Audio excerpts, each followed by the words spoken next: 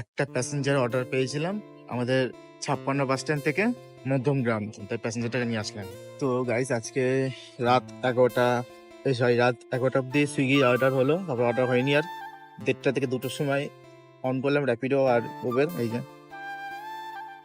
র্যাপিডো আইকনটা, র্যাপিডো আর Uber on করেছি। যাই হোক, সারা রাতে কাজ করছিলাম, তো ভাবছিলাম বাড়ি থেকে যাবো। এখন বাড়ি থেকে যাওয়ার কোনো অর্ডার আসছে না, দেখি কি করি। এখন সোদপুর স্টেশনে আছি, এখানে সোদপুরে এখন এই ট্রাফিক মোড়ে আছে, দেখতে পাচ্ছ আশা করি সোদপুর ট্রাফিক মোড়।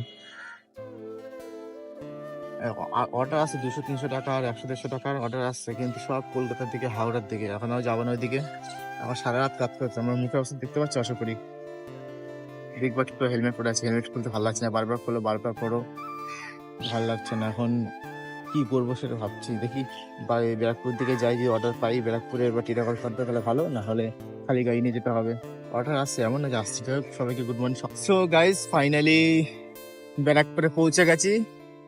দেখতে পাচ্ছ তোমরা, বাঁ দিক গেলে ডালির মাঠ, সোজাখালি এয়ারপোর্ট, আর ডান দিক গেলে তালপুকুর। দেখো জানোই আশা করি ফ্লাইওভার, সামনে 56 বাস স্ট্যান্ড ফ্লাইওভার সামনেরটা। এই যে সামনে বাসটা যে ফ্লাইওভারে উঠবে। যাই হোক, বাড়ি থেকে অর্ডার পেয়ে ভালো হয়েছে। কি হলো, খড়দা সোদপুরের মাঝখানে অর্ডার পেয়েছি, মানে র্যাপিডো পেয়েছি।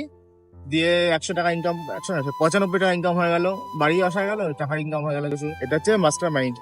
যাই হোক, একটু আনন্দ আনন্দ লাগছে, কারণ বাড়ি থেকে অর্ডার পেয়েছি যেহেতু। ঠিক আছে, যাই হোক, এখন বাড়ি যাবো, ঘুমাবো।